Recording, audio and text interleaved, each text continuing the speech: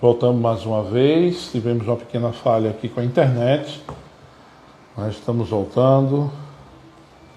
Tivemos uma falha aqui com a internet, pedimos perdão a todos.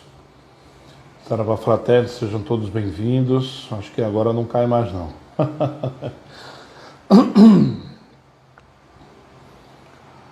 A nossa conexão aqui em Pernambuco ela é meio instável, então pedimos a desculpa a todos vocês aí, tá? Vamos esperar o pessoal chegar para que a gente possa começar. Sejam todos bem-vindos, todos do Irmãos do Aueá.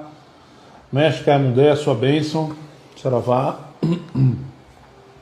a todos os irmãos, a todos os filhos da casa, de oração Pai Joaquim de Angola, tá? Ao mestre Aracamã, que está aqui presente também, seja bem-vindo. A todos os irmãos, todos os amigos. O mestre Marastã acabou de entrar, tá? Então vamos esperar só mais um pouco. Desculpem. Vamos aguardar só mais um pouco. Aranauã, Everett, seja bem-vindo. Senhora Kátia também. Sejam todos bem-vindos, né? A nossa live do domingo. Vamos esperar os irmãos entrarem para que a gente possa começar a nossa live. Boa noite, Gilberto. Seja bem-vindo. Bem-vindo a todos. Salve, salve, Sérgio. Seja bem-vindo. Ananauã a todos os irmãos. Bem, vamos começando, né? Um saravá fraterno a todos os irmãos. Paz na mente e luz no coração. É o desejo que eu tenho a todos os irmãos de todos os terreiros de Umbanda no Brasil afora. Não só Umbanda, né? Todas as religiões afro-brasileiras, certo?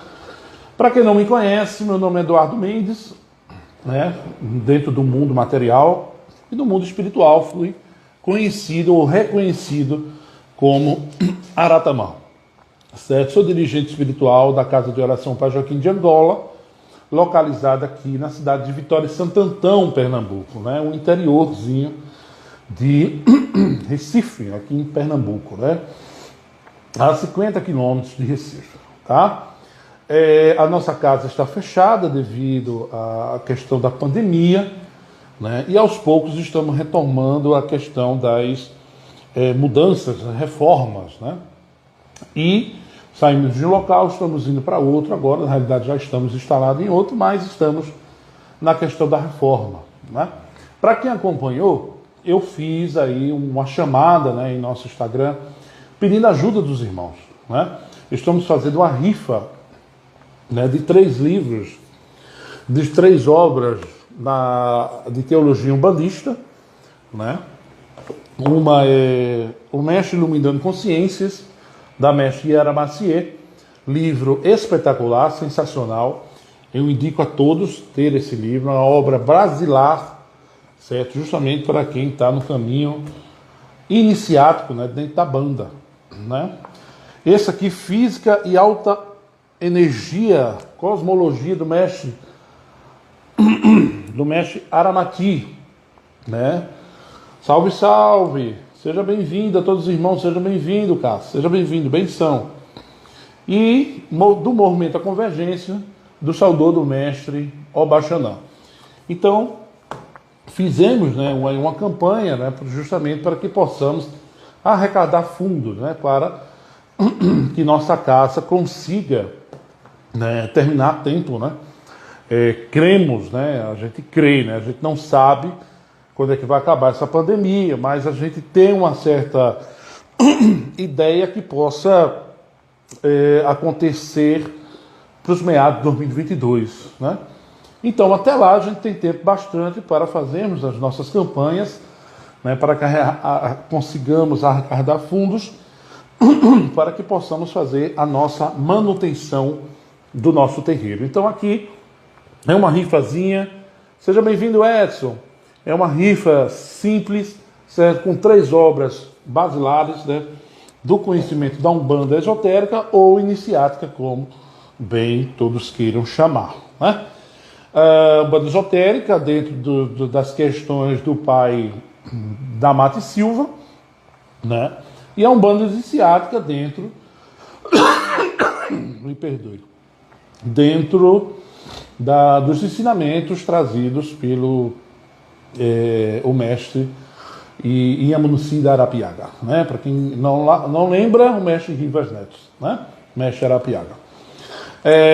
Então, quem puder contribuir com nossa casa, vou chamar o senhor já, mestre Marastã, espera só um pouco. Quem puder contribuir com nossa casa, estamos aqui com essas 3 obras, certo? Num valor simbólico, tá? É só nos chamar no privado que a gente dá as diretrizes e agradecemos a todos os irmãos que já nos ajudaram, né? Só tenho a agradecer, muita paz a todos, que as Santas Almas Cruzeiro Divino dê em dobro a todos vocês a ajuda que vocês nos deram referente a essa rifa, referente à nossa reforma. Mediante a isso, vamos agora fazer uma pequena oração, né, para dar início à nossa live, né? Fechamos os olhos, entramos em comunhão com o plano superior, que possamos entrar em conexão, fazer nosso religare. Oremos. Pai nosso que estais no céu, santificado seja o vosso nome. Venha a nós o vosso reino, seja feita a vossa vontade, assim na terra como nos céus. O pão nosso cada dia nos dai hoje. Perdoai as nossas ofensas, assim como nós perdoamos aquele que tem nos ofendido. Não os deixeis cair em tentação, ó Pai. Livra-nos do mal. Amém. Ave Maria, cheia de graça, o Senhor é convosco. Bendita sois vós entre as mulheres. Bendito é o fruto do vosso ventre, Jesus. Santa Maria, Mãe de Deus, rogai por nós, pecadores, agora e na hora de nossa morte. Amém. Um saravá fraterno a todos, sejam todos bem-vindos. Bem, respiramos, tranquilos. Pois bem, a minha ideia é trazer, né, um novo direcionamento de resgate, podemos assim dizer, da Umbanda esotérica, como também da Umbanda iniciática, né? E que resgate seria esse? Seria o resgate do diálogo, né? Ou seja, irmãos, mestres, iniciados, coroados, enfim, dentro desse panteão todo que a gente existe de nomenclaturas de dirigentes de casa, né? Eu venho através dessas redes sociais, dessas redes midiáticas, né, chamar amigos, né, de OECD, amigos de TEV, amigos da Fraternidade do Tríplice Caminho, amigos que um dia eu cruzei e que eu tive o prazer de ter como amizade. Né? O senhor está sem áudio? Não, mas eu ainda não aceitei não, tenha calma, viu? Tenha calma. Quando eu aceitar, o senhor vai ver aí, tenha calma, tá? Então, a importância é trazer esses mestres, né, que têm as suas casas firmadas, que têm o seu tempo de banda, não é? Marastã, creio que já está com 20 anos de casa aberta, mais ou menos isso, ele vai trazer a história dele, né? E o mestre Marastã, o Kleber, né, advogado, também técnico agrícola, não é isso? Uma pessoa de um coração ímpar, de um conhecimento profundo das umbandas, da Umbanda iniciática. Dona Sônia, seja bem-vinda, né? E da Umbanda esotérica. Passou por 2 mestres, né? Teve essa oportunidade de passar por 2 mestres e vem conduzindo o seu rebanho, podemos assim dizer, a sua casa por anos e anos e anos. Né? Então, eu convido a ti a vir conversar conosco, né? A trazer a tua experiência, a trazer o teu conhecimento e a tua história, para que assim todo mundo, né, das redes midiáticas que ainda não conhece o agrupamento de Umbanda da Estrela Azul, a Casa do Caboclo Corbacoral, situada em Belo Horizonte, posso agora conhecer o belo trabalho que vocês fazem. Então vamos aqui aceitar. É ele mesmo. Vamos esperar agora entrar. Cadê o homem? Marastudã, cadê você?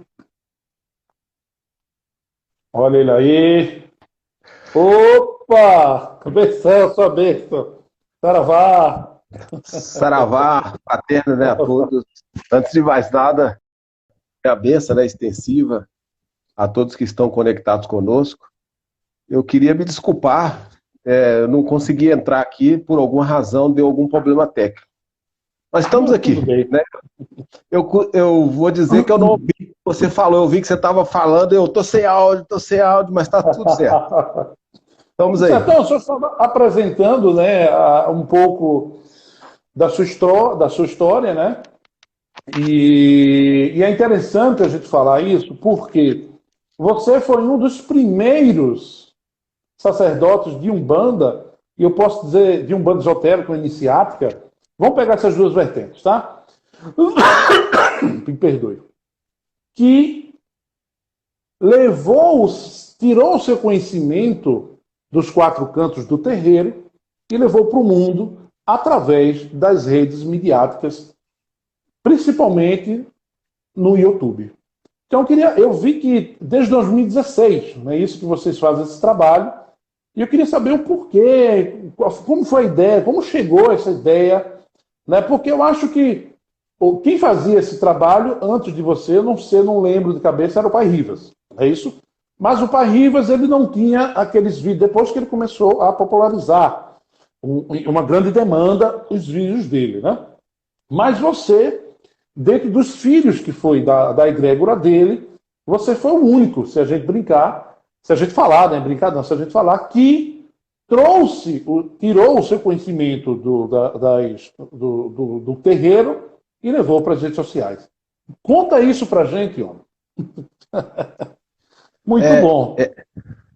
Antes de mais nada, muito obrigado, né, pela oportunidade da gente estar aqui conversando. Eu acho que outros canais, né, como o seu, devem oportunizar democraticamente isso a todos. Mas no meu caso específico, eu sou um seguidor daquele da moda antiga, né, que Umbanda, ela é de cima para baixo. E o que aconteceu baseado nessa pergunta que você está nos fazendo? O AUEA, ou seja, o Agrupamento de Umbanda da Estrela Azul, ele já existe desde 2001, embora a gente tenha funcionado durante 2 anos de forma velada. E durante essa convivência, não só com o mestre Cariumata, que também era discípulo, né, do mestre Apacane, e quando nós migramos para a tutela do mestre Apiaga, nós sempre fizemos uma Umbanda mais reservada, até porque o termo esotérico era uma Umbanda velada e fechada. Exatamente. E nós ficamos nessa, eu não sei precisamente dizer até quando é que foi, mas acho que é isso mesmo, 2016, 2017. Nós ficamos apenas fazendo o nosso trabalho corpo a corpo, né, tete a tete, como é mais conhecido dentro do métier da Umbanda. A um determinado tempo, das entidades que nos assiste, um preto velho chamado Pai Benedito, disse: meu filho, Umbanda não pode se encarcerar em paredes. E eu fiquei pensando sobre aquilo tudo, e eu já tinha sido inquiridos, né, por muitos outros discípulos a respeito de tudo que falavam a respeito do AUEA, e principalmente dos dissidentes que saíram do AUEA a respeito da minha pessoa, do meu caráter, da minha forma de fazer a Umbanda. Eu confesso que isso particularmente nunca me incomodou, mas a gente sabe que existe uma comoção social e que por trás disso tudo ficava alguma coisa pairando no ar. E, por uma iniciativa, nós resolvemos, para desmistificar muitas dessas coisas que falava de nossa pessoa e da instituição, nós resolvemos tornar pública a história do AUEA, que são os 2 primeiros vídeos, que vocês que acompanham aí o YouTube, vocês vão ver que eu estou até de bata de vermelho, que é uma bata de Exu, e quando eu perguntei ao senhor Giramundo se assim podia fazer, ele falou assim: vá, e tenha minha guarda e vista minha roupa. Eu quero ver isso ser efetivado. E assim fiz. Publiquei os 2 primeiros vídeos do AUEA, contando a história, e teve uma grande recepção. E aí começaram a surgir muitas perguntas a respeito da Umbanda que praticávamos e querendo especular, não sei se essa seria a palavra mais adequada, a respeito de tudo que fazíamos. E aí eu pensei, poxa, as pessoas já estão perguntando, por que não, então, tornar público aquilo que a gente faz no dia a dia? E aí a nossa primeira preocupação foi em mostrar às pessoas o que era o nosso rito de louvação Araxogum, que realizávamos já há bastante tempo, ou seja, desde 2001 até 2016, às terças-feiras, impreterivelmente. E aí, por bem, esses primeiros vídeos explicando sobre isso, chamamos alguns parceiros, exemplo do pintor mediúnico Lívio Barbosa, e aí teve uma receptividade muito grande. A gente viu que dessa forma nós poderíamos mostrar um pouco do OEA, principalmente para aquelas pessoas que estavam mais distantes, e quebrar um pouco desse distanciamento, até porque eu não sou muito ligado às questões midiáticas. Eu não gosto de participar de grupos, e eu aceitei, inclusive, esse seu convite por uma questão que a gente já se conhece, bem dizer, há 2 anos. E aí, sempre com essa, não é isso? Sempre com essa impressão, eu falei assim, eu vou começar a publicar algumas coisas do OEA, e aí foi surgindo. E a gente tem aí vários vídeos hoje já publicados, temos aí uma história contada, em especial por mim mesmo, né? Não é ninguém que está falando de mim, sou eu falando de mim e da instituição. E se eu partir amanhã, com certeza isso está registrado. Não precisa de ninguém falar do meu nome, porque eu mesmo falei. E deixei aberto para que todos pudessem me questionar. Então, isso que eu achei que é o verdadeiro ponto. Bom, eu acho que é isso, Eduardo. Que bom, é magnífico, né? É muito bom e continue, porque a Umbanda tem muito conhecimento. Peço perdão a todos, eu tenho um problema de cigarro, né? A gente até começou a ver sobre isso, né? Quando bate esse certo horário frio, começa a atacar a garganta. Mas vamos em frente. Então, que você continue com esse trabalho. É um trabalho muito bonito, um trabalho honesto, né? Um trabalho de elucidação da nossa banda. Precisamos ter, não só você, mas muito mais pessoas trazendo vídeos elucidativos para que possamos, primeiro, separar o joio do trigo, né? Não aqui querendo discriminar ninguém, mas a gente deve separar a nossa função como sacerdotes, né? Mostrar um caminho, um rumo mais tranquilo para o nosso rebanho, não é verdade? Então, esse trabalho dentro do YouTube é magnífico. Hoje você tem um trabalho voltado também para o Facebook, né? Onde você faz suas lives. Agora você está fazendo os dois juntos, né? Facebook e YouTube ao mesmo tempo, que são as terças-feiras, o rito do Senhor Araxogum, para quem não conhece, Orixá Ogum, não é? E é um rito que existia desde os meados da década de 80 na OECD, né, quando o Pai Rivas estava vivo. Eu participei anos e anos e anos desse rito aqui no terreiro, em Pernambuco. É um rito maravilhoso, né? E o mestre Marachutani continua fazendo esse rito na choupana do Caboclo Bacoral. Então, parabéns, né? Mas agora a pergunta que não quer calar, né? Nos fale do seu começo com o grande mestre Cariúmar. O mestre Cariúmar hoje, ele está meio debilitado, né? Ele já, só para quem não conhece, o pai Jairo, o mestre Cariúmar e a mãe Marielza, não é isso? Eles Sim. foram filhos do Santé, do pai da Mata, né? E cada mestre teve o seu rebanho, né? E o mestre Marachutã, aqui, que antigamente era mestre Arati, não é isso? Era bom a gente falar isso, né? Esse nome iniciado. O primeiro nome dele era o Arati, e ele veio do rebanho dos coroados, dos iniciados do pai Jairo. Então, conta um pouco dessa tua vivência com ele, como é que ele está hoje, não é? Vamos lá.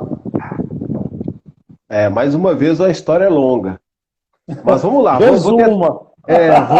Vou tentar aqui resumi-la. Bom, eu comecei na Umbanda Popular, fiquei pouco menos de 6 meses, e logo em seguida recebi um convite, né, de alguém aqui de Belo Horizonte, que já pertencia ao tempo do mestre Cariomar, e eu encontrei com ele numa livraria, que eu estava em busca de alguns livros, para que eu pudesse aí estudar, né, a Umbanda que tinha chegado até mim, que era a Umbanda Esotérica. E o primeiro livro que chegou na minha mão foi Umbanda e o Poder da Mediunidade. E quando eu li essa obra, eu me senti muito tocado por ela. E eu fui na livraria, que é uma livraria que existe até hoje aqui em Belo Horizonte, chamada Livraria Caiaca, para que eu pudesse adquirir mais algumas dessas obras. E quando eu cheguei lá, coincidentemente, eu encontrei com um desses irmãos que era discípulo do mestre Cariomar. E aí, conversa vai, conversa vem, o vendedor virou para mim e falou assim: e você que gosta da Umbanda Esotérica, esse rapaz aí é discípulo de um desses que segue a Umbanda Esotérica. Aí eu me apresentei a ele, a gente começou a conversar, e ele virou para mim no mesmo dia, falou assim: hoje tem gira, vamos lá para você conhecer. E eu falei assim: pô, mas hoje? Eu falei assim: eu tô indo para lá agora, se você quiser, você pode ir comigo. E eu fui. Saí da livraria e fui com ele na Rua Ouvidor, aqui em Belo Horizonte, no bairro Serrano, onde ele tinha a Tuo 2, né? Tuo 2. Tenda Umbandista Oriental 2. Era a segunda que foi inaugurada no Brasil, dentro da Raiz de Guiné. E nessa brincadeira nós fomos para lá, esperamos a reunião às 4 horas da tarde e conheci pela primeira vez o mestre Cariomar. E participando do rito, como muitas pessoas que estavam lá, como um desconhecido qualquer, a entidade comandante do terreiro do trabalho no dia, que era um preto velho chamado Pai Jobim, me chamou. Falei assim: vem cá, meu filho. Aí eu cheguei perto dele, ele me cumprimentou, me deu umas baforadas lá e tinha um copo da vidência, esses que são tradicionais na Umbanda Esotérica, que foi em frente à cruz, né, iniciática. Ele soprou dentro do copo e rodou ele na mão. E falou assim: olha lá dentro do copo. E eu olhei, e eu me lembro que quando eu olhei, eu vi a imagem de um preto velho e uma preta velha. E eu assustei, eu falei assim: será que eu tô doido ou o que isso está acontecendo? E esfreguei o olho, para ver se aquilo realmente era uma ilusão. E ele riu para mim e falou assim: não, meu filho, você tá vendo mesmo, esse que está sentado no banquinho sou eu, na contraparte astral, e essa preta velha que você tá vendo do meu lado aí, é a mãe Firmina, que incorpora a esposa do meu cavalo, que tá aí do seu lado. E era a mãe Firmina sentada de um lado e o pai Jobim sentado do outro. Do lado da cruz. Imagina a cruz assim, um sentado de um lado, outro sentado do outro. E aí eu achei aquilo extremamente formidável. Aí nós conversamos e ele falou: você precisa voltar aqui mais vezes.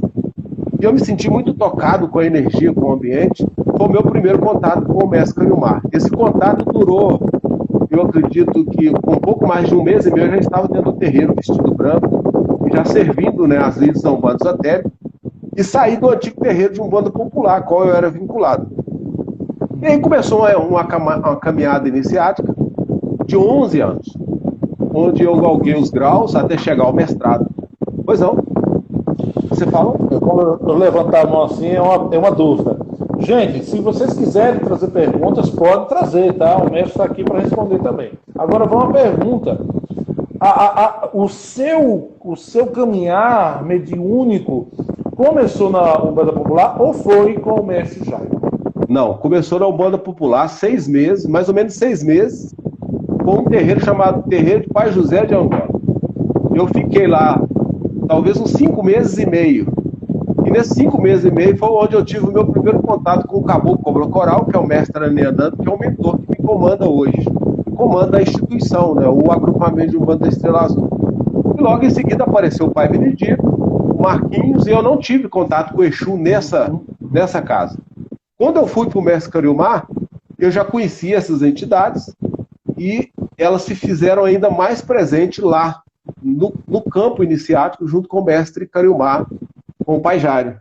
E aí nós fomos trilhando, né, o processo iniciático até que eu cheguei ao 4º grau, que para o Pai Jário é o grau do mestrado, como o Pai Mata adotava, dentro da linha, a gente vamos chamar assim, ortodoxa da transmissão da iniciação. E nesse aspecto eu fui vivenciando, né, todo esse tempo. E nesse interstício de tempo nós tivemos notícias da existência da Ordem Iniciática do Cruzeiro Divino. E durante esse período, nós visitamos, inclusive eu visitei algumas vezes, junto com o mestre Cariomar, a Ordem Iniciática do Cruzeiro Divino. Visitei o terreiro do Diamantino Fernandes, que é o mestre Ranamatan. E logo quando ele ainda estava iniciando, então os médios antigos da Ordem Iniciática eu conheço quase todos. E tive o privilégio, inclusive, depois que eu fui para a tutela do mestre Arapiaga de conviver com eles também. Também foram 11 anos de convivência. Agora, o mestre Cariomar, eu falei, não dá para contar a história toda. Num determinado tempo, ele saiu daqui de Belo Horizonte e foi para uma cidade chamada Ouro Branco. E o grupo aqui teve que fechar, a instituição de Belo Horizonte teve que fechar. E nós éramos grupos de 34 médicos. Ele chamou todo o grupo no dia de incorporação junto com o pai Arruda, que era o preto velho superior da casa, e se reuniu e falou assim, ó, eu vou ir para Ouro Branco, porque minha saúde não está muito boa, e eu vou precisar me ausentar durante um período. E eu não gostaria que a raiz da Umbanda Esotérica, da TU, fechasse aqui em Belo Horizonte. Por isso eu preciso designar um de vocês para que continue o trabalho. E na ocasião, eu, junto com o mestre Indiara, junto com outros mestres, éramos também já iniciados mestrados. E ele teria que escolher um de nós. E eu jamais imaginaria que eu seria esse escolhido, porque tinha outros médicos mais antigos do que eu. E aí, nessa ida dele para Ouro Branco, ele simplesmente disse, por intermédio do mentor do pai José, juntamente com a mãe Firmina, incorporada no dia, que quem estaria comandando esse trabalho, dando sustentação à ausência dele, seria eu. E assim foi. E ele falou que o grupo teria liberdade para seguir os caminhos, quem fosse mestre, quem fosse discípulo, ou procurá-lo lá em Ouro Branco. E assim foi o que aconteceu. O grupo de 34 se cindiu, 17 ficaram comigo e outros 17 seguiram seus caminhos. Alguns deles mestres. E nessa brincadeira, ele lá em Ouro Branco, algumas vezes nós os visitamos e aqueles médicos que não nos acompanharam continuaram seguindo ele lá em Ouro Branco. Nesse interstício de tempo, nós sentimos a necessidade de avançar no processo iniciático. E aí chegamos para ele e comunicamos o nosso interesse em busca do mestre Arapiaga. O que ele fez? Ele se comoveu com o nosso pedido, falou que estava certo, que era assim mesmo, que eu tinha a bênção dele e que eu podia seguir meu caminho. E aí nós pedimos para ele um documento falado, gravado, eu tenho isso gravado, e por escrito, que ele estava nos autorizando a ir em busca do mestre Arapiaga. Só que antes de nós irmos a São Paulo, em busca do mestre Arapiaga, eles conversaram entre si. E o mestre Cariomar deu minhas referências, assim como o mestre Arapiaga provavelmente deve ter perguntado a meu respeito. E eles conversaram até que nós recebemos o aval para ir em São Paulo. E como o grupo aqui não dava para ir todo mundo, nós tivemos que fazer um grupo seleto, pequeno, e na ocasião foi eu, o Sérgio Sardinha e o Luiz Cláudio. Foram os três que fomos em busca lá e encontro com o mestre Arapiaga. Chegando lá, me lembro muito bem, foi a primeira vez que eu tinha ficado em camarim. Eu fiquei 7 dias, né, dormindo atrás do altar da ordem iniciática, que era a Sheb Massoud, ali no Barra Funda. E eu me lembro que quem ficou plagiando a gente foi o Edson, né? Que é hoje o médico... Isso! Que foi quem ficou ali dando pra gente todo o assessoramento, porque era aquele período que tinha 7 ritos na ordem. Isso. Então nós ficamos uma semana durante 7 ritos, todo dia tem rito. Então ficamos nessa camarim, foi os primeiros contatos com o mestre Arapiaga. E eu me lembro que na ocasião, ele conversando conosco numa mesa, ele falou assim, bom, um corpo não pode ter 3 cabeças. Precisa ter uma só. E eu preciso escolher um de vocês. E na ocasião, o único iniciado dos 3, né, era eu. Os outros 2 não. Aliás, eu minto. O Luiz Cláudio também era iniciado no 1º grau. E o Sérgio Sardinha não. O Sérgio tinha acabado de chegar na TUA em Belo Horizonte. E ele foi nos acompanhando. Por questão de disponibilidade e por mesmo questão financeira, né? Que na época era tudo muito difícil. Eu me lembro que a gente pegava o cometão aqui em Belo Horizonte e era 12 horas de viagem. E a gente ia durante a noite para chegar lá de dia, para esperar a gira acontecer às 7 horas, 8 horas da noite. Era muito desgastante. E às vezes a gente ficava viajando a noite inteira, segurando a janela, né? Quando o cometão andava, a janela abria, vinha aquele frio em cima da gente, coisa de doido. Mas enfim, chegamos em São Paulo e o mestre teve essa conversa que nos abordou e falou que quem estaria direcionando o grupo aqui em Belo Horizonte seria eu. E na época eu me lembro, eu tenho até o livro, né, ele escreve no livro, né, e ele falou assim, você é o Arati, né, lá do mestre Cariomar? Eu falei, sim, esse é o meu nome iniciático. Eu falei, pois é. como que nós vamos fazer com esse grupo seu que está lá? Eu falei, mestre, eu vim aqui em busca de uma solução justamente para o grupo. Aí ele falou assim, não, mas eu não vou aceitar o grupo inteiro, não. Ele falou desse jeito, assim comigo, rasgado na mesa. Aí eu virei para ele, eu era meio tupetudo na época, né? Eu virei para ele e falei, mestre, então perde o sentido de eu estar aqui, porque eu vim aqui em nome do grupo. E não há sentido nenhum de eu vir aqui em busca de ajuda para o grupo e o senhor dizer que eu tenho que abandonar o restante do grupo, porque o senhor só vai aceitar nós três que estamos aqui. Aí ele olhou assim para mim, firme, assim, com aquele semblante, né, do mestre Apiago, e falou assim, menino, é isso que eu queria ouvir de você. Você deu exatamente a resposta que eu queria. Porque uma pessoa nunca anda só. Aí eu fiquei surpreso, falei, poxa, no mesmo momento que ele me testa, ele... Aí eu fiquei também surpreso, falei, então tá certo, mestre. Esse é o objetivo, eu vim aqui de Belo Horizonte, lá de Belo Horizonte, justamente para ter esse apoio, para que a gente consiga desenvolver as atividades. Aí ele conversou muitas coisas com nós, perguntou a respeito do grupo, como é que era a Umbanda aqui em Belo Horizonte, todas as coisas que provavelmente ele já sabia. Mas ele queria reafirmar. E a gente deu as respostas que ele buscava. E eu me lembro que, nessa ocasião, ele virou para nós e falou assim, vocês estão dispostos a começar? A recomeçar? Aí eu falei assim, ué, esse é o nosso objetivo de estarmos aqui. Inclusive, a gente teve o aval do mestre Cariomar, que nos autorizou, assim, aqui estarmos. Aí ele falou assim, eu já conversei com ele. Eu nem sabia que ele tinha conversado com o mestre Cariomar. Aí eu falei, mestre, então, eu acho que dessa forma é o que a gente tinha para falar. Ele falou, vocês sabem que tocar um terreiro não é tão simples assim. Vocês vão precisar de muita disciplina, muita dedicação, vão ter que ajustar algumas coisas, porque a Umbanda do Pai Mata já está um pouco modificada. Ele já estava falando da Umbanda iniciática. Só que na época a gente não dava essa atenção com os olhos que deveríamos dar. E aí ele virou para nós e falou assim, vocês vão voltar para Belo Horizonte e vão preparar o grupo. E nessa brincadeira nós ficamos 2 anos. E ele designou alguém que era um dos mestres lá, na ocasião era o Taxanã, o mestre Taxanã, Eugênio Paiva. Falou assim, você que vai conduzir esse grupo lá em Belo Horizonte. E assim foi durante 5 anos, até que a gente teve alguns dos encontros, que não é ético eu falar aqui, e nós procuramos o mestre Apiaga e ajustamos que iríamos seguir aqui sem nenhuma cobertura de nenhum dos mestres. E ele assim aceitou. E falou assim, não, então você continua fazendo o seu trabalho lá, e na época ele até mudou meu nome, foi quando eu já tinha mais de 5 anos, salvo engano, não lembro aqui a data certinho, de convivência com ele. E a gente já tinha inaugurado a instituição em 2001, e durante, acho que 5 ou 6 anos, eu já frequentava assiduamente. Aliás, eu conheci seu pai na ocasião gloriosa da Ordem Iniciática, né, do Cruzeiro Divino, e era uma pessoa muito simpática, né, mas eu era muito novo perto dele, então tinha aquele respeito, né, ele já era mestre, assim, já tinha um terreiro grande, que era o terreiro do Tupaíba, lá em Pernambuco. Isso. É interessante que aqui em Pernambuco tivemos 2 mestres, né? E eu tive a oportunidade de ser filho desses 2 mestres na mesma casa. Porque quando os 2 foram, eles nem se conheciam, vê que interessante. Moravam na mesma cidade e não se conheciam, nunca tinham se batido. Um advogado e o outro médico. Então, vidas opostas, né? E aí meu pai foi na ordem, na época da década de 80, primeiro ele foi procurar o pai Mata. Só que o pai Mata já tinha falecido, tinha 2 anos, na época, né? E aí indicaram o pai Rivas. Aí ele foi, né? Só que quando chegou lá, o pai Rivas, não, já tem um iniciado meu aqui, da sua cidade.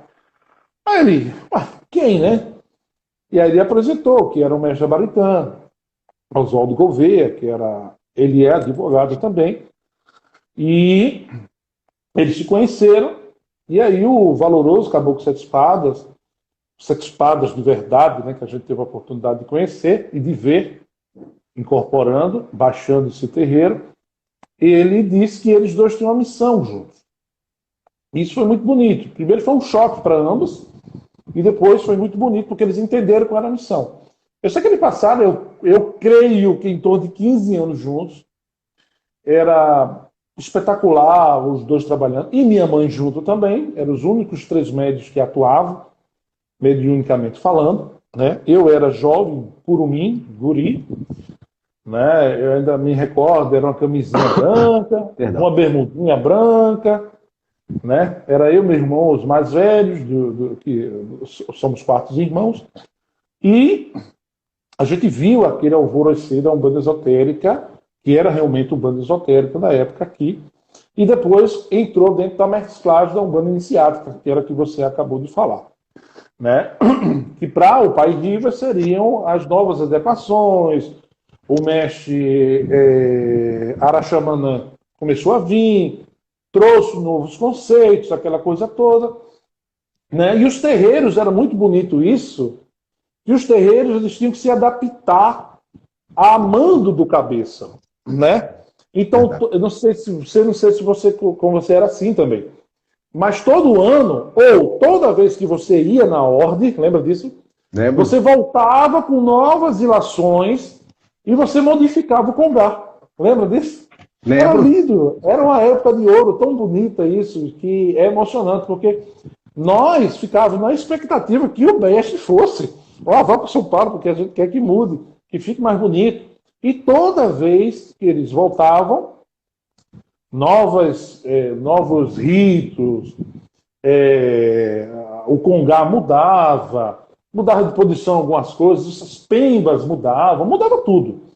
Então era algo de uma escola que o Pai Rivas realmente trouxe, né, que ficou, né, tanto é que está até hoje com a mãe Maria Elise, devemos aqui a bênção a ela, o respeito a ela e a sua tradição, e o mestre deixou muitos livros, né? Ele deixou eu acho que quase 20 livros, né? Porque até agora ainda lançaram 2 livros que estavam no pleno, né?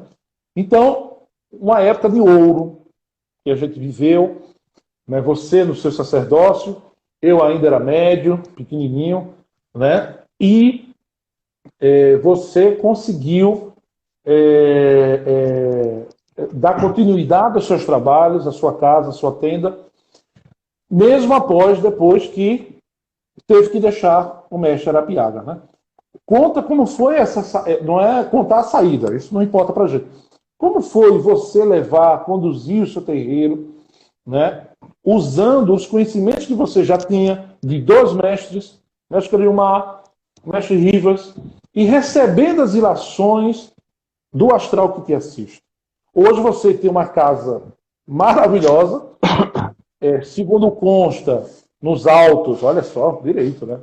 Só para dizer, minha gente, o mestre Brastem é advogado, viu? E eu sou estudante de direito, então a gente fala às vezes meio juridiquês, né? Então, dentro dos autos, podemos assim dizer, ele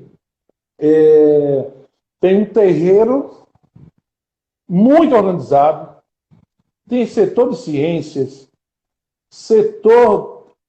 É uma fábrica, praticamente, né? Podemos dizer assim, porque é tão organizado, tão bonito, que até livros tem. E eu estou com os 3 livros aqui para mostrar a vocês. Esse homem também é escritor, minha gente. E vamos falar desse livro aqui já já. Fala um pouco do AUEA hoje, os trabalhos, os setores, né? Como é o terreiro AUEA? É uma pergunta que eu acredito que muitos devem estar fazendo. Na verdade, a instituição da OEA, eu diria que ela é uma instituição sólida, né? Porque ela já existe desde 2001. É uma instituição autossuficiente, né? É sempre bom ressaltar isso, né? O OEA não cobra por nenhum trabalho mediúnico. Nenhum. Embora eu tenha ordens de trabalho, se eu quisesse mexer com búzios, com oráculos, qualquer tipo dos oráculos, né, que assim permite a famosa lei de salva, eu poderia sim fazer. Eu particularmente não gosto.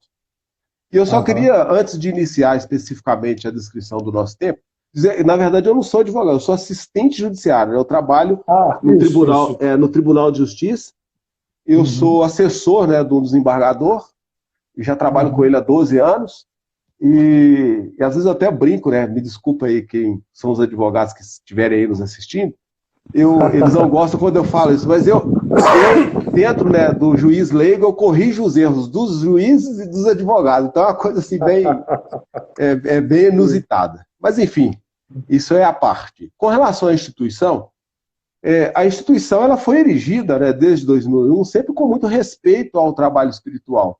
E é aquilo que eu defendo como jargão, Umbanda de cima para baixo. E nós tivemos que fazer, sim, essas adaptações que você falou, dessa migração, né, da Umbanda esotérica para essa Umbanda iniciática, que era que defendia o Mestre Apiaga numa linguagem de ressignificação daquilo que ele chamava, né, de Umbanda esotérica. Então ele trouxe novos fundamentos, você mesmo disse aí, mais de 20 livros, com certeza são mais de 20 obras, trazendo essa ressignificação, essa releitura. E sem perder, isso no meu ponto de vista, tá? Tem pessoas que não vão concordar com o que eu vou falar aqui. Sem perder, talvez, o ponto esotérico do movimento. É lógico que ele tem as particularidades dele. Depois que o mestre Iapacani partiu para o plano astral, ele, né, não vou entrar também aqui no celeuma da discussão se ele é legítimo sucessor ou não, eu particularmente acredito no mestrado dele, na grandeza espiritual que ele trouxe e de tudo que ele revelou. E se tem alguém mais capaz do que ele no momento, me desculpe também mais uma vez, do que ele aqui, eu acredito que ainda não apareceu. E da mesma forma que alguns livros do mestre Iapacani ainda são indecifráveis para muitas pessoas, muitos dos livros do mestre Arapiaga ainda estão nesse limbo aí. Pessoas não conseguiram decifrar tudo que tem nele. E eu acredito que isso vai demorar talvez décadas ainda.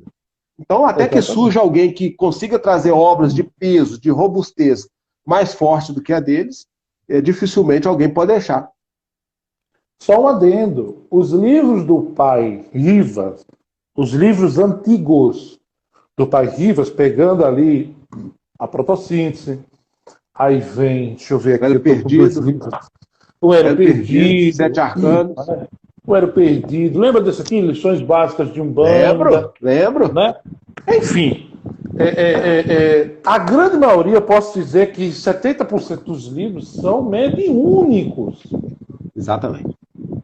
São mediúnicos. Então, são psicografias do Caboclo das Sete Espadas, né, do Exu Capa Preta, não é? Entre outras entidades, né? Mas são obras primas daquela época para a questão das umbandas, podemos assim dizer. Né? Então, é como você disse, realmente, por vezes, até hoje, muita gente não conseguiu ainda decifrar o que está escrito naquelas obras. Pode continuar. Aliás, talvez não, com certeza. Isso aí eu estou falando com certeza. E falo isso com a experiência de 33 anos de iniciado e estando ativo há mais de 34 anos dentro da mediunidade. E falo, né, como sacerdote, já, né, ou seja, há 22 anos à frente de um grupo que já passaram centenas de médiuns, né, pelo AOEA já passaram mais de 150 médiuns. Hoje, parece que, salvo engano, deva ter 60 e poucos médiuns, né, na instituição, que ainda nos acompanham o trabalho, embora todos eles que passaram contribuíram inequivocamente para que a instituição pudesse ser o que é hoje. Eu sou grato a todos eles. Mas, mas é importante ressaltar que a gente segue a nossa linha, segue a nossa conduta. E aí, quando nos referimos ao período glorioso da Ordem, que eu tive, né, o prazer de conviver durante 11 anos, e eu vi o Caboclo Sete Espadas incorporando. Eu vi, né, o Sete Encruzilhada chegando na encruzilhada de terreiro. Eu vi o Capa Preta trabalhando, bebendo lá os engradados de marafa dele. Eu vi o pai Joaquim chegando no terreiro. Então, quer dizer, eu vivenciei um período glorioso da Ordem. Não quero dizer que depois que eu saí da Ordem em 2009 e entrei para a Ordem em 1998. Então, vocês fazem a conta aí que vocês vão ter a noção dos 11 anos que eu estou dizendo. E eu saí da Ordem por questão pessoais e por questão que o mestre mudou a linha de trabalho dele e que eu não me afinizei com ela. Alguns vão dizer assim, mas então você não seguiu o mestre? Que pensem o que quiserem. Mas eu segui a minha linha. E estou com ela ativa até o dia de hoje, sustentando um terreiro. Pode falar quem quiser, mas são 23 anos de um terreiro ativo. E ativo, tá? E a gente tá falando de live aí, quando eu levei. Eu talvez tenha sido a primeira pessoa a fazer uma live de Umbanda esotérica dentro, né, em rede aberta e pública. E nós começamos isso em março do ano passado. E em plena pandemia nós ainda continuamos fazendo isso. E eu tenho certeza que as pessoas estão torcendo para que a gente volte de corpo presente. Eu fico até a imaginar como é que vai ser isso. É um novo desafio. Mudou tudo. Então a gente não sabe como que isso vai acontecer. Mas eu tenho certeza, né, os discípulos do OEA em especial, né, que estão conosco ainda, desde quando começou a pandemia, nenhum se debandou, está todos eles conosco. É lógico que tem algumas pessoas, eu sei disso, né, que saíram do OEA em busca de outros mestres e acho que estão certos. Tem muito mestres capacitados, você citou a própria Maria Elisa aí a Maraciê, tem o próprio Egbeire, o Araúbatã, o próprio Obaxanã, ou seja, vai cada um com os seus trabalhos. E vão encontrar os seus discípulos. Eu tenho os meus como eles têm os deles.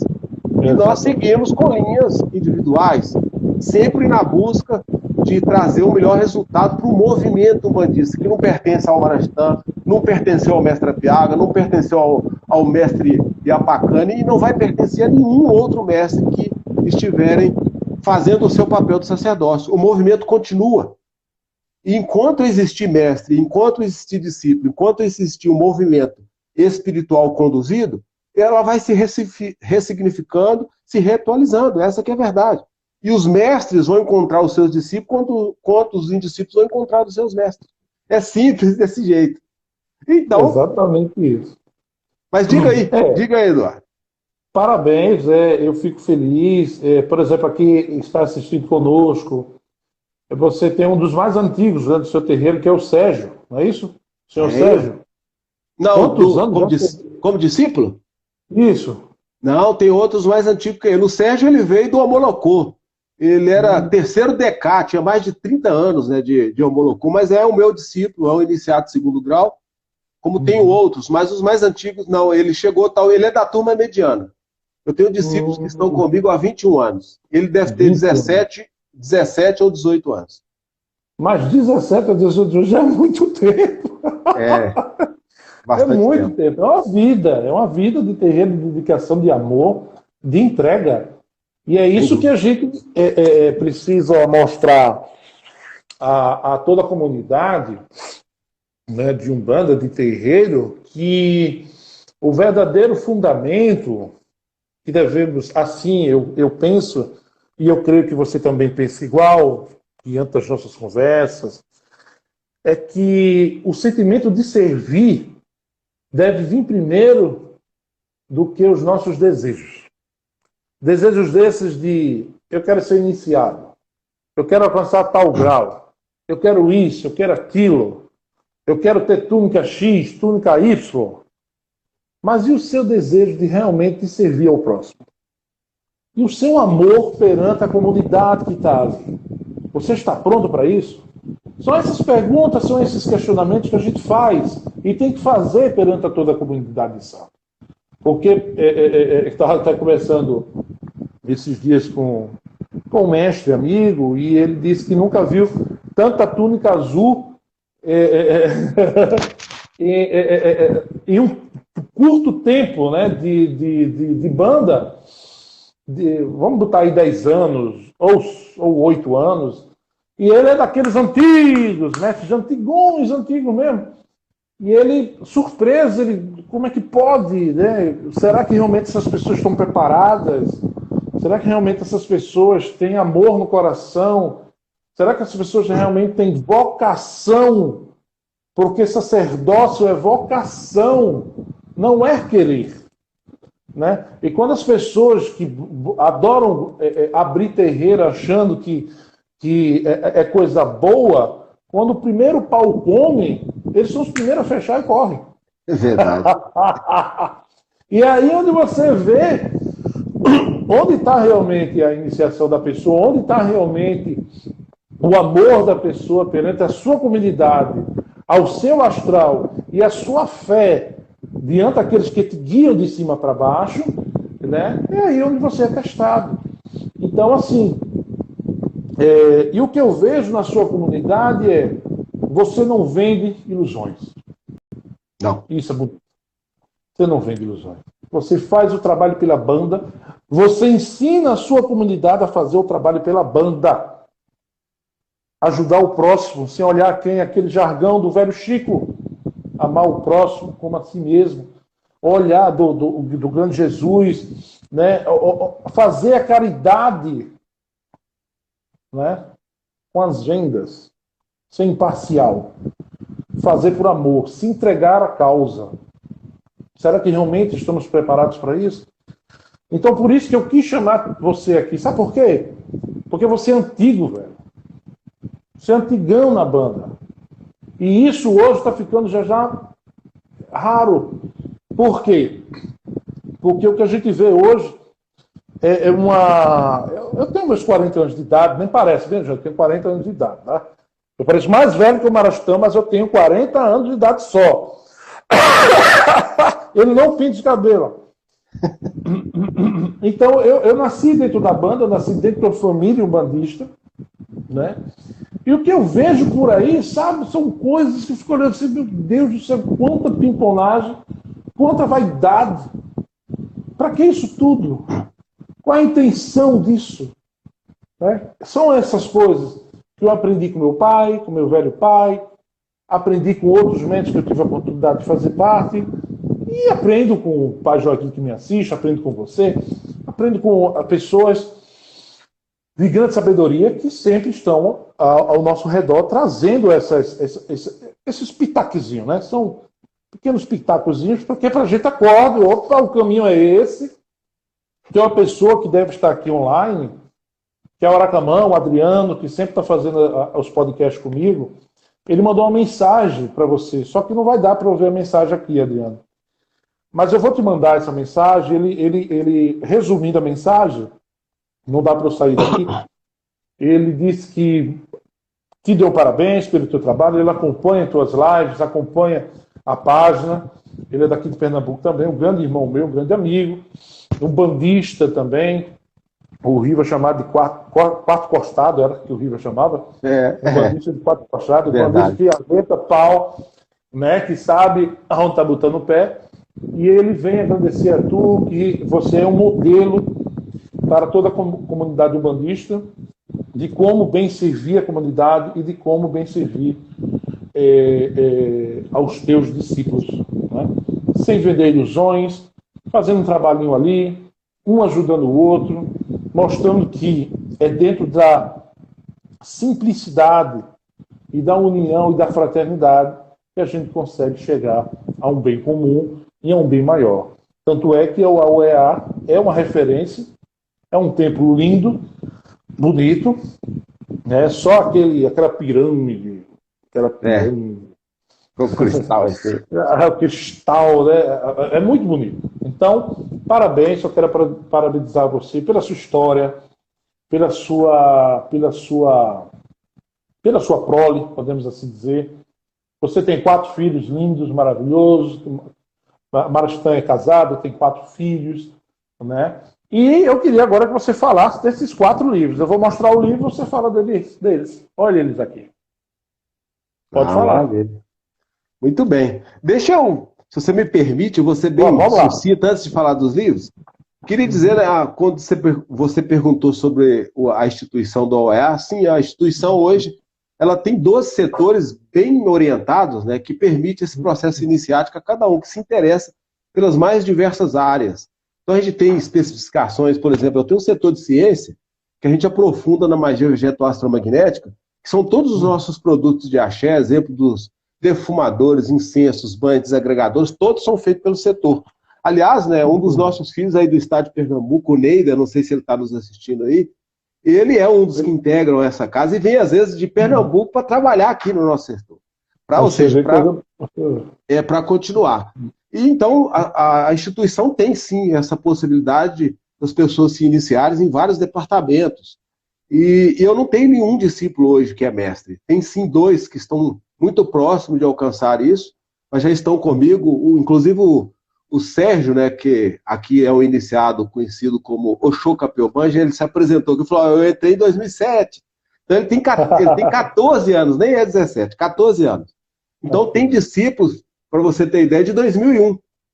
Então ele é da turma mediana.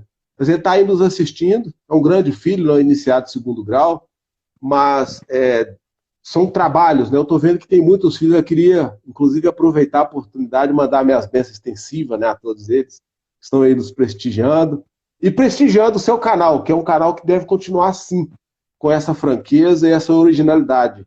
E eu me sinto lisonjeado quando você fala que nós contribuímos para o seu crescimento. Você também é mestre, cara. Então, o que a gente faz é trocar figurinha. A gente só troca figurinha. Né? E vamos aí aumentando nessa relação de fraternidade que deve existir dentro do movimento umbandista. Por outro lado, os livros, esse livro que você mostrou aí, que é Umbanda Rum, As Bases da Iluminação, esse livro ele surgiu de uma aula que eu dei para o grupo dos internos de nossa casa. E aí uma das nossas discípulas resolveu transcrevê-lo. E surgiu, e assim foi compilada essa obra, explicando sobre as vertentes, né, da Umbanda, vertentes do devocional, do estrutural, e a vertente do divino. Exatamente, tá aí com a minha assinatura. É isso aí. E aí, é um livro que nós ainda não temos na plataforma do Amazon, mas eu acredito que vai ser o próximo. Nós já estamos com 2 na plataforma, as pessoas estavam procurando essas obras, e a dificuldade era muito grande das pessoas adquirirem, seja pelo correio, principalmente nessa pandemia, né? Tudo é muito caro, tudo é muito difícil. E aí a gente fala, vamos quebrar isso. E o meu agradecimento ao Eduardo, né, que não mediu esforço, seu xará, Eduardo Retori, que entrou de sola e conseguiu colocar os 2 livros já na plataforma com menos de um mês. Então, uma palmas, né, um louvor a ele. Essas obras estão disponíveis agora para todos que quiserem ter acesso e se interessarem. E a próxima é essa obra aí. Bem, eu queria só falar aqui duas mensagens aqui das entidades, né, que estão aqui. Saibamos viver a unidade na diversidade para vencermos as adversidades. Acabou com o Cobocoral. Bonito. Agora outra aqui. Entre a liberdade e o cárcere, existe uma linha tênue que se chama vontade. Na alma do ser humano ainda ronda o espírito de senzala. Pai Benedito. Agora esse aqui, ó, magnífico, eu li ele 3 vezes. E toda vez que eu leio, é magnífico esse livro. Esse livro fala um pouco desse aqui também, muito bom. Essa é uma obra de peso. É uma obra mediúnica, né? Eu diria que a obra é a única das obras que ela é mediúnica. Por quê? Porque elas são transcrições das falas dos mentores. Diretamente, elas foram transcritas do jeito que os mentores falaram, transmitindo, né, suas mensagens de reflexão, né, para toda a comunidade. Só que, inicialmente, foi para a comunidade do OEA. E nós entendemos que isso devia vir ao público. E alguns dos discípulos leram essa obra e falaram assim, mas isso não pode ficar só no terreno, não. E foi onde nós tivemos esse ímpeto, né, de poder franquear outros que tivessem acesso a essa obra. Eu, particularmente, considero essa obra magnífica. Eu sou igual você. Eu já li ela umas 10 vezes, tem mensagem aí que eu leio, releio, falo, nossa, tem coisa que eu ainda não tinha visto. É verdade. Mas é um livro, é um compilado de fala de Exu, de caboclo, de criança, de pai velho, tem todos eles aí. E de peso, tá? Muita mensagem de peso. Eu acho que a gente estava conversando isso o ano passado, né? Que quando eu li esses livros, eu disse, Marachitão, você tem que colocar isso aqui para vender para a grande comunidade, porque eu não sabia desses livros. Porque a gente só conhece os livros dos grandes, né? O Rivas, o Mata, aí vem um grande historiador, o Anamatã, que é o Diamantino. Eu acho que só, né? No meio da banda. E aí você tem essas obras de arte. Eu disse, rapaz, você tem que botar. E você disse, não, a gente vai botar no Amazon. Tem que empurrar isso para frente, porque é magnífico. E agora esse daqui, Conversando no Terreiro. Essa é a obra, talvez eu vou dizer que é a obra mais grossa, não é a mais robusta. É a de maior volume. Que dado você tinha aqui, rapaz? Eu acho que essa obra, salvo engano, ela foi lançada, eu acho que em 2008. Depois você confere aí. Mas essa foto aí é bem recente, ela não tem muito tempo, não. Ela deve ser de 2014, 2015. Não tem tanto tempo assim, não. Mas esse livro, esse aí são aqueles diálogos, né, que eu tenho com as pessoas todas as terças-feiras, no rito de louvação a Araxogum. E o que nós fizemos? nós demos títulos aos diálogos, depois de transcrito de um trabalho primoroso da Adambiara, que também é uma das nossas discípulas, já iniciadas. Ela gravava junto com a Patrícia e fizeram as transcrições. E quando isso chegou à nossa mão, eu mesmo lendo, falei, pô, preciso colocar alguns adendos em cada capítulo. E fui colocando adendo para facilitar o entendimento das pessoas. E aí surgiu essa obra. É talvez a obra que mais vendeu até hoje. Essa é a obra, porque ela é mais antiga, mas é uma obra muito interessante. Não, eu sou suspeito, né, para falar dessa obra, mas é uma obra que nos leva à reflexão da iniciação, né, nos seus vários percalços, naquilo que a gente precisa observar dentro de um terreiro, como médium, e principalmente como servidor da espiritualidade, que é a caridade que você falou, que é imprescindível em qualquer terreiro. Sem isso, não tem terreiro que sobreviva. E essa obra, eu gosto muito dela.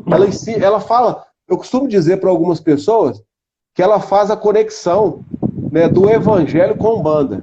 E aí eu vou lembrar de uma frase, talvez um jargão de Umbanda, que fala, né, que Umbanda sem evangelho descamba. E aí eu trouxe esse livro justamente para nos lembrar disso. E eu não tenho vergonha nenhuma de dizer isso, muito pelo contrário, tenho muito orgulho de dizer que o AUEA é uma casa que ela se prima pelo comando primaz do Cristo. Inaraia, como é chamado na Umbanda, o mestre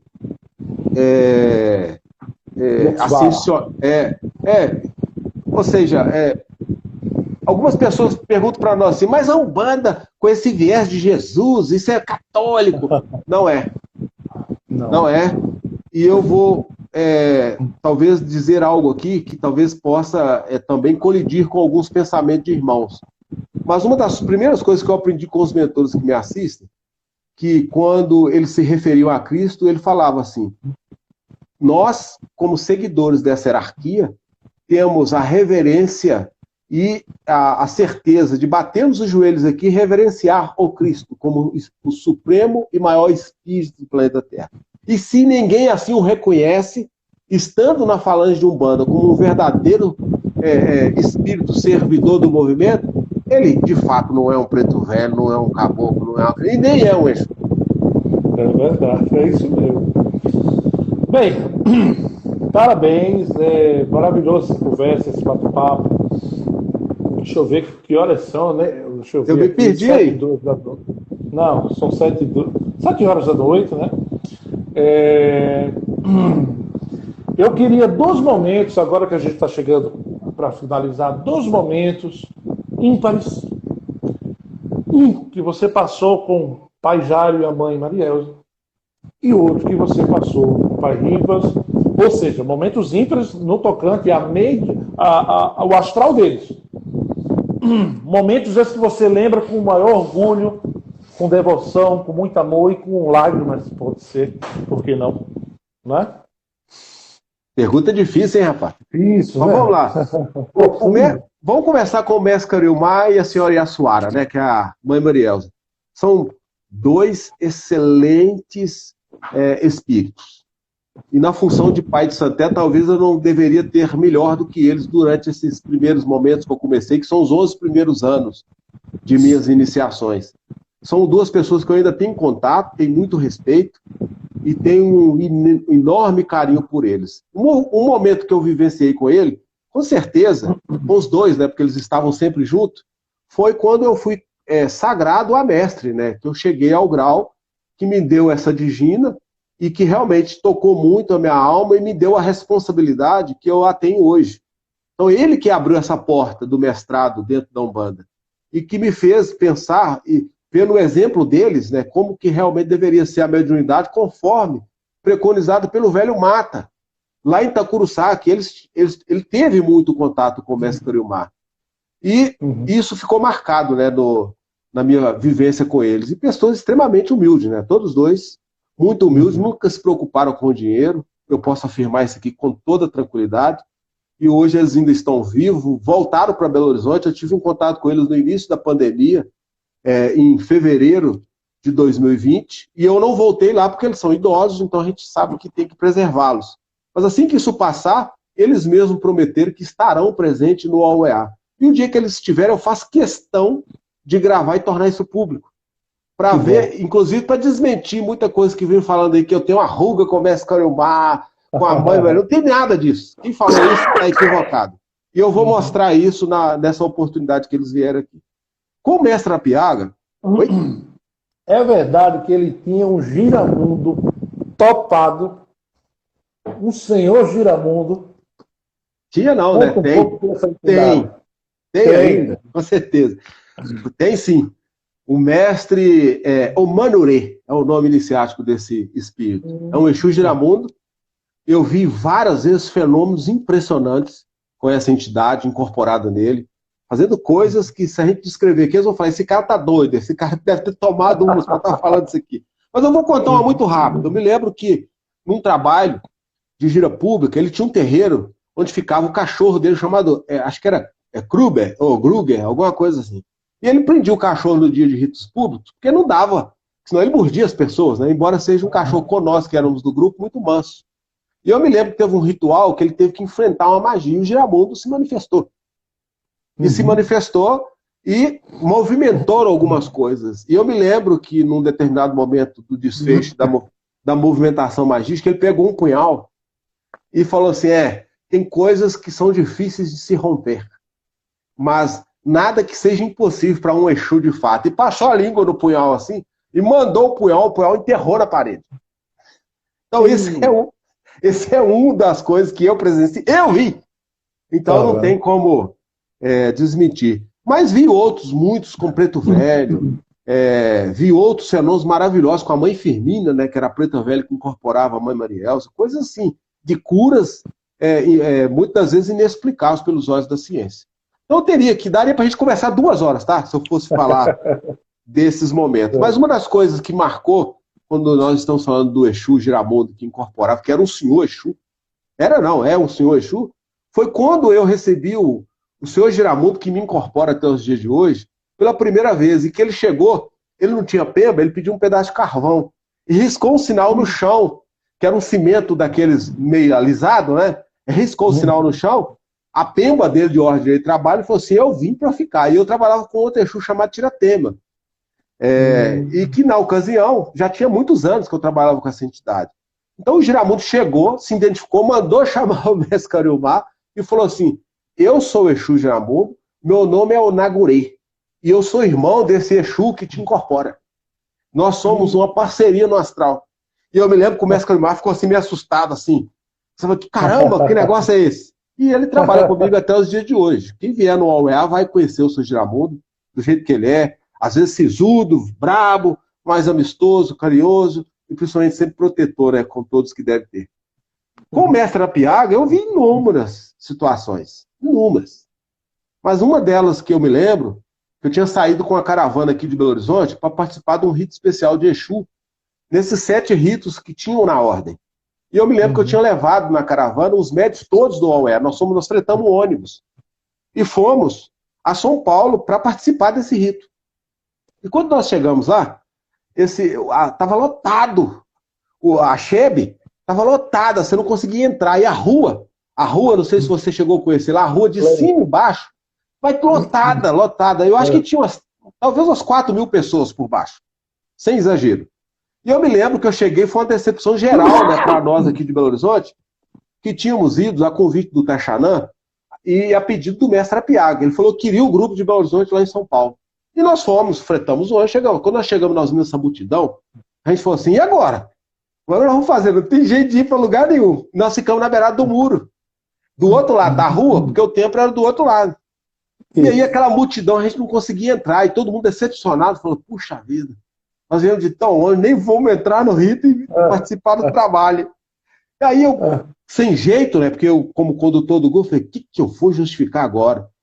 Você rompe 700 e tantos quilômetros para chegar aqui, e uma noite difícil, né, que a gente viajou de ônibus a noite inteira, cara. Aliás, a madrugada e durante o dia inteiro para chegar no rito à noite. E aí, quando eu assusto, quem sai? O capa preta incorporado no mestre Apiaga. Sai o capa preta incorporado no mestre Apiaga e 2 metros atrás dele com um engradado de cachaça, cara. Era cachaça. Engradado, eles carregando o engradado atrás dele. Eu sei que ele parou assim no meio da rua e tava muitos terreiros, que ele tinha convidado também outros terreiros de vários lugares, e pessoas desses vários terreiros. E eu me lembro que ele, com aquela gargalhada marcante dele, né? Eu sei que teve algum médium lá, que talvez incorporado com outro espírito lá, deu uma gargalhada que eu acho que ele não gostou. Eu falei, porra! Não sei, alguma coisa nesse sentido, assim. Uhum. E aí, quando ele acabou de falar isso, ele olhou pro nosso lado. E ele me viu. Aí ele olhou assim e falou, oi, Marastão. Aquele é o Marastão, moço lá de Belo Horizonte, alguma coisa nesse sentido, assim. Chama ele aqui! E eu, assim, muito barulhento na rua, eu não estava ouvindo direito. E aí eu vi que todo mundo abriu, assim, fez aquela clareira, assim, aquela multidão, assim, e o foco foi em cima de mim. Aí ele falou assim, ele fazia sinal com a mão assim, e eu com a minha esposa do meu lado, sem entender. Aí ele virou e falou assim, é você mesmo, com alguma coisa, eu sei lá de Belo Horizonte. Aí eu saí, eu tava com a chinelinha daquelas jamaicana debaixo do braço, cheguei perto dele. Aí ele olhou, que é isso, moço? Me cumprimentou do jeitão de Exu, joga essa chinela pra lá, só. E aí eu me lembro que ele falou assim, tocou na minha cabeça. Quando ele tocou na minha cabeça, baixou em mim o Giramundo. E eles conversaram numa língua que eu não entendi nada. Uma conversa que era só entre eles, mas era um dialeto que eu não compreendia. E eu me lembro que a minha parte foi sumindo. E aí eu apaguei. E no final da história, depois de passar uns 30 minutos, isso foi o pessoal que me contou e a minha própria esposa, que ele me chamou para tomar conta de um trabalho arriado na encruzilhada de cima da rua da Chefe Massude. Só que eu estava paisano, todo de roupa normal. E ele pega esse mineirinho que veio aqui de Belo Horizonte, foi lá em São Paulo, incorporou o Giramundo e falou, você que vai tomar conta dessa encruzilhada aqui, no meio da rua. Cara. E eu, na minha parte consciente, depois que eu voltei, eu falei, você tá doido, eu paguei esse mico? E a minha esposa pagou. Você incorporou o Giramundo, ele jogou os chinelos de lado e foi para lá, para a encruzilhada, e ficou até o final. E no final, que ele fez as coisas que tinha que fazer lá, ele voltou para dentro do templo. Quando ele chegou na portaria, eu já tinha desincorporado, porque eu já tinha saído lá do ponto, ele voltou e falou assim, coloca o grupo de Belo Horizonte todo para dentro do salão, só que não tinha espaço, cara. E ele entrou abrindo, ele entrou pelo portãozinho abrindo no corredor, assim, que saiu no outro salão do lado. E aí a gente foi ali passando, apertado, não tinha jeito nem de ser movimentado, só que o grupo era um grupo grande, era um grupo de mais de 25 pessoas. E ele colocou todo mundo do lado do altar e encerrou o rito com a gente do lado do altar. Então isso também me marcou por esse momento que eu tive de contato, né, com a mediunidade do Mestre Apiaga incorporada com o Capa Preta. Tem outros, tá? Mas vamos ficar só nesse, senão fica muito Vamos ficar só nesse. Porque senão vai estender muito, é muita conversa, não é? Bem, eu agradeço a todos que estão aqui na live, né? Já estamos finalizando, né, a nossa live. Eu quero agradecer imensamente a todos vocês que estiveram aqui, em especial você, né, que vem abrir essa sessão de lives, né? Não sei se você escutou no começo, mas me surgiu a ideia, pode ser intuição, pode ser o astral buzinando no ouvido, de trazer amigos da banda, né? Seja de um banda esotérico, um banda popular também, e um banda iniciática, para que a gente possa, através do diálogo, né, mostrar a tradição de cada um, né, mostrar para que veio, né, mostrar o seu trabalho, que por vezes muitos terreiros eles são bem fechadinhos, isoladozinhos, né, não gostam muito de se mostrar e tal. Eu até entendo o motivo, né? Infelizmente vivemos em um meio onde as redes midiáticas elas têm o seu lado, o seu ônus e o seu bônus, né?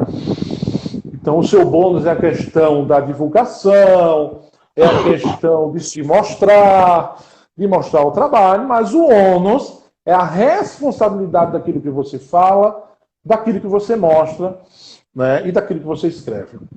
Ou seja, das suas ações, né, das suas atitudes. Né?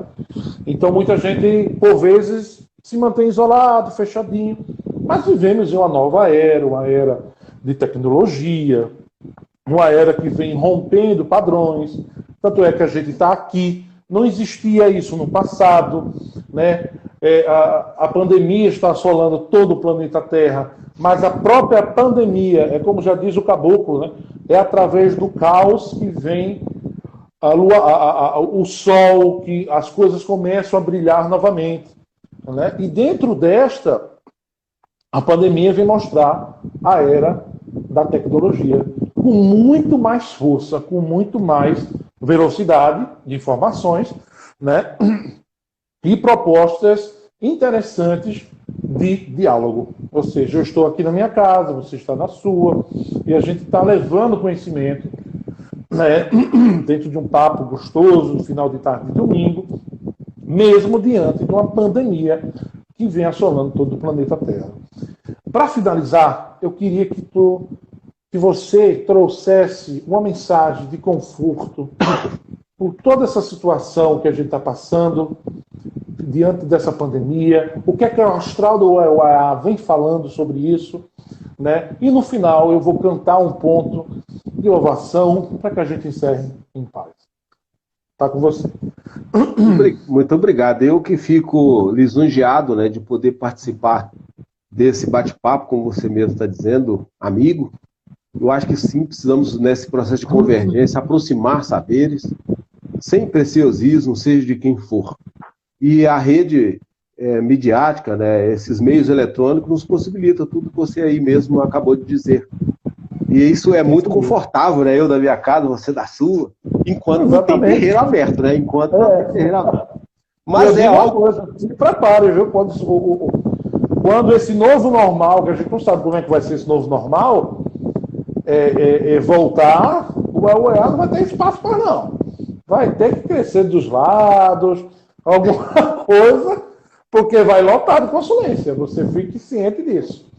Que assim seja, se for o desejo da espiritualidade, o AUEA vai estar aberto, né, a todos. Aliás, eu queria aproveitar e convidar todos que estão aí nos assistindo, que sejam de outros estados, de outros ambientes. Aliás, eu sempre faço isso nas lives, né, que eu nunca imaginei que estaria fazendo, mas estou fazendo.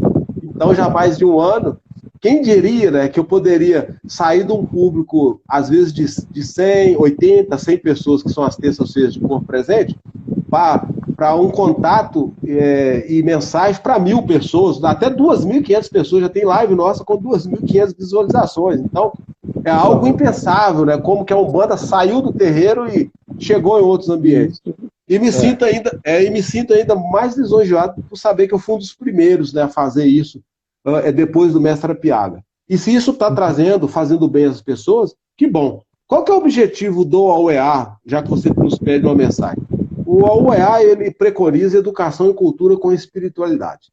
Eu não acredito que tem como se fazer mediunidade sem esses atributos. Não acredito. A gente tem vigas mestras, né, que são chamadas de sabedoria, amor e ação efetiva, que elas, na verdade, elas são um arcabouço, um conjunto, que a gente precisa saber como relacioná-las. E a mensagem nesse momento de tanta dificuldade para nós é nunca perder, né, a esperança na espiritualidade. Essa espiritualidade, não importa o nome que a gente dê a ela. Para nós que estamos dentro do movimento umbandista, se a referência é a criança, o caboclo, o pai velho, o exu, o boiadeiro, o marinheiro, o cigano, não importa o nome. Se são esses mentores, esses ancestrais, a gente se mantenha firme na espiritualidade. Mas aí vem o alerta, né? A espiritualidade, seja por recomendação desses ilustres ancestrais, seja em qualquer setor religioso que for, se ela não tiver um viés voltado para a caridade, ela é inócua. E eu tenho aprendido no AUEA que a caridade, pelo menos essa é uma primazia do Caboclo Cobra Coral, ele ensina que caridade é uma forma de se esclarecer espiritualmente as pessoas. E o que está faltando para nós hoje, eu tenho certeza, e não tenho dúvida nenhuma de estar afirmando isso aqui, é mais espiritualidade. Precisamos dedicar mais à espiritualidade. E para se dedicar mais à espiritualidade, você tem inúmeras formas de se fazer. Você pode fazer a caridade dentro do terreiro, fora do terreiro, dentro de casa, fora de casa. Ou seja, você pode escolher qual o caminho, qual o campo que você quer atuar. E aí a mensagem final é essa. Mas tudo que você fizer, que você chamar de caridade, lembra que precisa de amor. Porque se não tiver amor, é complicado. Alguns vão defender assim, mas nem, como dizia o Pai Mata, faça caridade, nem que seja por vaidade. Tá? Eu entendo isso, mas não é isso que eu estou dizendo. Eu acho que nós estamos no momento de aproveitar bem o nosso tempo. E aí eu queria encerrar, primeiro dizer que para mim foi uma grata surpresa te conhecer aí nesse período de pandemia, né? A gente ficou se conhecendo no período de pandemia. E já estamos aí nessas conversas, nesses diálogos, às vezes reservados, né? Há mais de ano. E isso vem se ampliando, né? E também ficamos felizes de saber que você já fazia parte da Umbanda Esotérica, traz aí um vasto conhecimento e que está, não sei se eu posso falar isso aqui agora, já pensando em reativar o seu terreiro. Reativa mesmo para fazer a caridade, Eduardo. É isso que a gente precisa. E uma caridade como diz, com responsabilidade. É isso que a gente está precisando. É essa a mensagem que eu teria que dar. E vamos ser humildes, né? Ele está precisando de humildade. Vamos vestir as sandálias da humildade. Como você disse, tem muito nego de túnica azul aí que está precisando voltar para a túnica parda, viu? Talvez até preta. Trabalhar mais com o Exu. É verdade. É isso mesmo. Parabéns pela palavra final. Estamos passando por um momento muito difícil, mas tudo passa. Já dizia Emmanuel para Chico Xavier, né? Tudo passa e tudo vem para que aprendamos. Né? Nada vem por acaso, não existe acaso no plano espiritual e tudo vem para nos ensinar. Tudo vem. E eu tenho certeza, Marastã, que ao findar essa pandemia e adentrar um possível novo, o ser humano estará um pouco melhor. Um pouco melhor. Não digo completo, mas um pouco melhor. Ele vai olhar o outro com mais amor. Porque, e aí, como você disse, o pai da mata sempre falava, faça caridade sem que seja por vaidade. A gente entende por que ele falava isso, né?